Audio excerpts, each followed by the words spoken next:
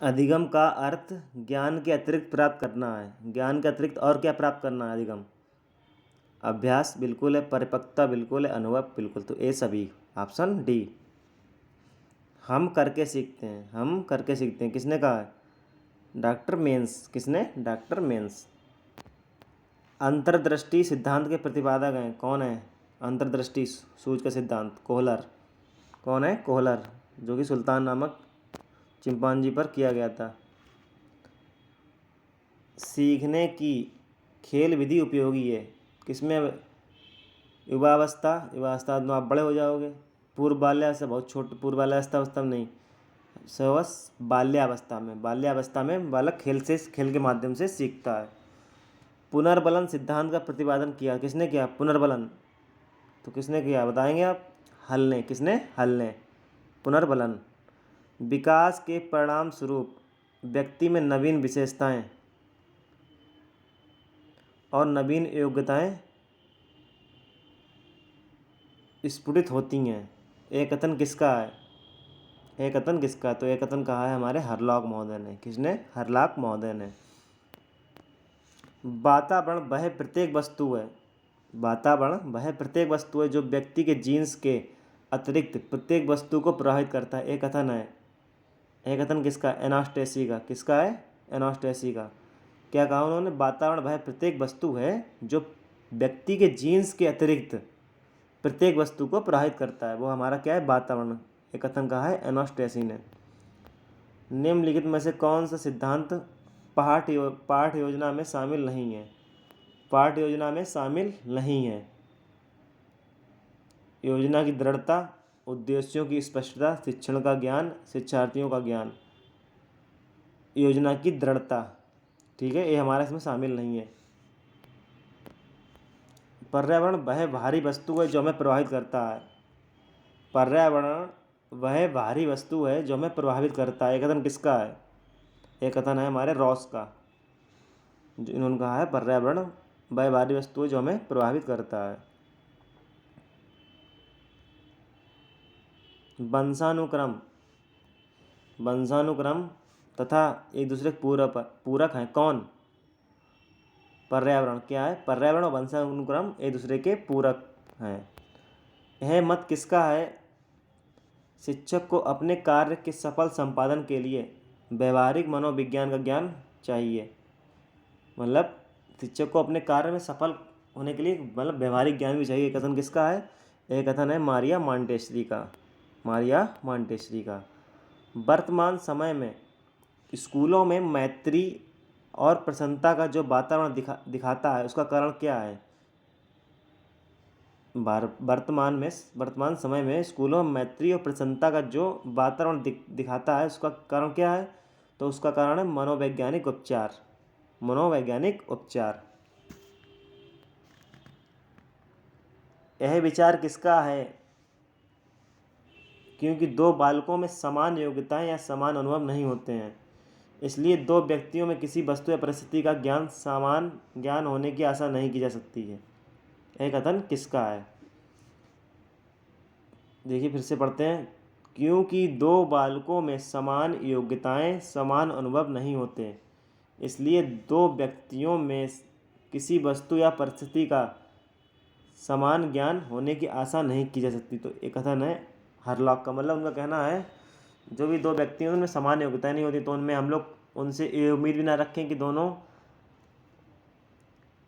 अनुभव नहीं है। तो इसलिए दो व्यक्तियों में किसी वस्तु परिस्थिति का सामना मतलब सामना वो एक ही जैसे करेंगे दोनों लोग, उनका अलग अलग करने का तरीका होगा। बाल्यावस्था में शिक्षा का स्वरूप क्या होना चाहिए? बाल्यावस्था में शिक्षा का स्वरूप क्या होना चाहिए? क्वेश्चन कह रहा है। सामूहिक खेलों एवं रचनात्मक कार्यों के माध्यम से शिक्षा दी जानी चाहिए। देखिए रचनात्मक कार्य आ गया है, जैसा हमारे पॉजिटिव वर्ड हैं, मैंने पढ़ाई वीडियो आप लोग देख लीजिएगा उसको, जो हमारी ट्रिक बताई है मैंने सीटेट वाली, उसमें देखिए आप लोग, हमने रचनात्मक रहा जो बच्चों के लिए बहुत अच्छे शब्द माने जाएंगे, पॉजिटिव शब्द, इसलिए उत्तर हो जाएंगे हमारे। बाल्यावस्था की प्रमुख मनोवैज्ञानिक विशेषता क्या है? बाल्यावस्था की सामूहिक की भावना। किसकी? सामूहिक की। आपने बच्चे होंगे घर में, आपने देखा होगा समूह में रहना पसंद करते हैं बाल्यावस्था में। 6 साल के बाद बच्चा कहता है हमारा जो हमारा दोस्त है वो हमारा दोस्त, ऐसा कहते हैं तो उन्हें समूह में पसंद अच्छा लगता है। शैक्षिक दृष्टि से बाल विकास की अवस्थाएं हैं। शैक्षिक दृष्टि से बाल विकास की अवस्थाएं कौन कौन सी? शैशवावस्था, किशोरावस्था, बाल्यावस्था। ए सभी क्या हो जाएगा? ए सभी। बालक से यह कहना घर गंदा मत करो कैसा निर्देश है? तो हो जाएगा निषेधात्मक। तो ये गंदा मत करो ना, तो निषेधात्मक। शिक्षण प्रक्रिया में निम्नलिखित में से सर्वाधिक महत्वपूर्ण कौन है? सर्वाधिक महत्वपूर्ण कौन है? शिक्षक। शिक्षण प्रक्रिया में अभिभावक शिक्षण की बात कर रहा है, केंद्र सरकार, राज्य सरकार कोई नहीं है, सबसे महत्वपूर्ण है शिक्षक। शिक्षक जैसा व्यवहार करेगा, जिस हिसाब से सिखाएगा बच्चा उस हिसाब से लेवल से सीखेगा। तो शिक्षक को बहुत ज़रूरी है कि सोमकर्ता की तरह व्यवहार करें। अच्छे टीचर का परिचय यही है। छात्रों के अधिगम में किसके द्वारा सर्वाधिक रुचि जागृत होती है? पाठ्य पुस्तकों से, पत्र पत्रिकाओं से, कक्षा के वातावरण से। देखिए बच्चे को अगर आप श्रव्य दृश्य के माध्यम से पढ़ाएंगे तो बच्चा बहुत उत्सुक होगा। मान लिया आपने कभी कभी उसमें कंप्यूटर पर उसे ले गए, उसे समझाया तो आपने देखा बच्चे बड़ा खुश हो जाते हैं। तो वही कह रहा है कि प्रभावित करेगा।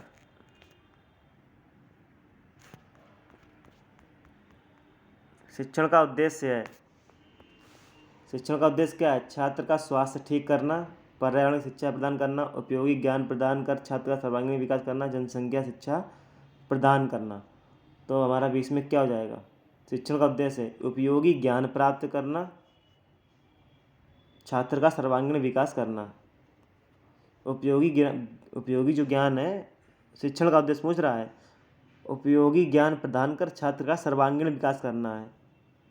क्योंकि सर्वांगीण विकास होगा तो ये सारे ऊपर अपने आप हो जाएंगे। पर्यावरण शिक्षा अगर इसलिए सर्वांगीण विकास बहुत इम्पोर्टेंट है। उत्तम शिक्षण की विशेषता होती है। उत्तम शिक्षण की विशेषता क्या होती है? सहानुभूति, पथ प्रदर्शन, सहयोगपूर्ण एवं बाल मनोविज्ञान के अनुकूल, उपयुक्त सभी। सहानुभूति बहुत ज़रूरी है, पथ प्रदर्शन, सहयोगी एवं बाल मनोविज्ञान के अनुकूल, तो हमारे उपयुक्त सभी हो जाएंगे। क्योंकि एक शिक्षक उत्तम शिक्षण में सहानुभूति भी शिक्षक के द्वारा बच्चों को देनी चाहिए, पथ प्रदर्शन के रूप में भी काम करना चाहिए। तो हमारे सारे हो जाएंगे। Option D. अधिगम व्यवहार में उत्तरोत्तर सामंजस्य की प्रक्रिया है। अधिगम व्यवहार में उत्तरोत्तर, अंडरलाइन करिएगा, उत्तरोत्तर सामंजस्य की प्रक्रिया है। यह कथन किसका है? तो यह कथन है हमारे स्किनर का। सीखने की विशेषता है। सीखने की विशेषता क्या है? अधिगम एक विवेकपूर्ण प्रक्रिया है, अधिगम एक सामाजिक प्रक्रिया, अधिगम एक सतत प्रक्रिया, ये सभी। तो अधिगम ऑप्शन हमारा डी हो जाएगा, ये सभी। क्योंकि हम अधिगम विवेकपूर्ण होता है, सामाजिक प्रक्रिया और परम निरंतर चलने वाली प्रक्रिया सतत। अधिगम को प्रभावित करने वाला कारक नहीं है। मतलब कौन सा कारक है जो अधिगम को प्रभावित नहीं करता है? वातावरण करता है, परिपक्वता करती है, नियमित अभ्यास करता है, नियोजन नहीं करता है। अधिगम में उत्तेजनाओं की अनुक्रिया होती है। अधिगम में उत्तेजनाओं की अनुक्रिया होती है, बहुत कम, बहुत तीव्र, एक से अधिक। तो एक से अधिक।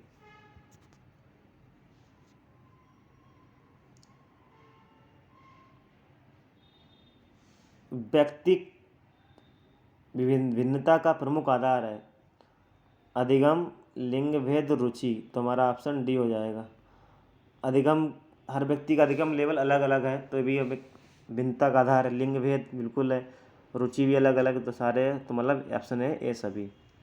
निम्नलिखित में से कौन सा कारक वृद्धि विकास को प्रभावित करता है? क्या कह रहा है? वृद्धि या विकास को? वृद्धि या विकास को?